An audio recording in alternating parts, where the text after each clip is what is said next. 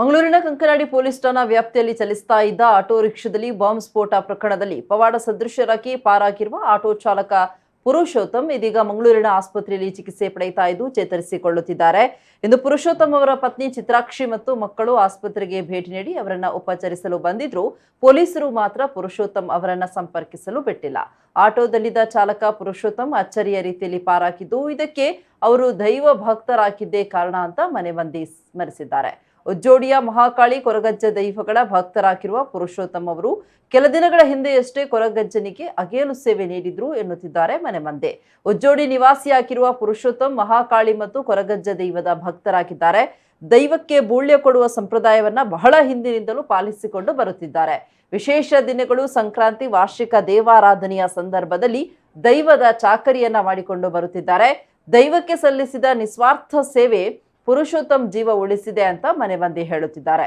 2 ವರ್ಷಗಳ ಹಿಂದೆ ಪುರುಷೋತ್ತಮ್ ಅವರಿಗೆ ಹೃದಯದ ಶಸ್ತ್ರಚಿಕಿತ್ಸೆ ನಡೆದಿದ್ದು ಅವರ ಆರೋಗ್ಯದ ಬಗ್ಗೆ ಮನೆ ಮಂದಿ ಆತಂಕಿತರಾಗಿದ್ದಾರೆ. ಆಸ್ಪತ್ರೆಗೆ ಭೇಟಿ ನೀಡಿದ ಶಾಸಕ ವೇದವ್ಯಾಸ್ ಕಾಮತ್ ಮತ್ತು ವಿಶ್ವ ಹಿಂದೂ ಪರಿಷತ್ ಮುಖಂಡ ಶರಣ್ ಪಂಪೇಲ್ ಅವರು ಪುರುಷೋತ್ತಮ್ ಅವರ ಮನೆ ಮಂದಿಗೆ ಧೈರ್ಯ ತುಂಬಿದ್ದಾರೆ. ಅವರು ಆರೋಗ್ಯವಂತರಾಗಿ ಚೇತರಿಸಿಕೊಂಡು ಬರ್ತಾರೆ ಅಂತ ಶಾಸಕರು ಧೈರ್ಯ ತುಂಬಿದ್ದಾರೆ. ಹುಷಾರಿದ್ದಾರೆ. ಅವಳನ್ನು ಕೇಳಿದ್ದು ತಂಗಿ ಎಲ್ಲಿದ್ದಾಳೆ ಅಂತ, ಮನೆಯಲ್ಲಿ ಅಂತ ಹೇಳಿದ ಅಷ್ಟೇ. ಖಾಲಿ ಮುಖ ಸ್ವಲ್ಪ ಬ್ಲ್ಯಾಕಿಶ್ ಆಗಿ ಸ್ವೆಲ್ಲಿಂಗ್ ಬಂದ, ಮತ್ತೆ ಕೈಗೆ ಬ್ಯಾಂಡೇಜ್ ಹಾಕಿದ್ರು.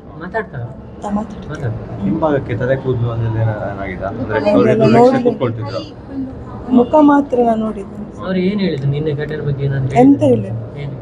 ಅವರಿಗೆ ಹಾರ್ಟ್ ಆಪರೇಷನ್ ಸರ್ಜರಿ ಆಗಿ 2 ವರ್ಷ ಆದದಷ್ಟೇ, ಮೊನ್ನೆ ಜೂನಿಗೆ ಎನಪೋಯದಲ್ಲಿ. ಹಾಗೆ ನಮಗೆ 2 ವರ್ಷ ಇಂಜೆಕ್ಷನ್ ಕೊಡಬೇಕಾದ್ರೆ 2 ವರ್ಷ ಸ್ವಲ್ಪ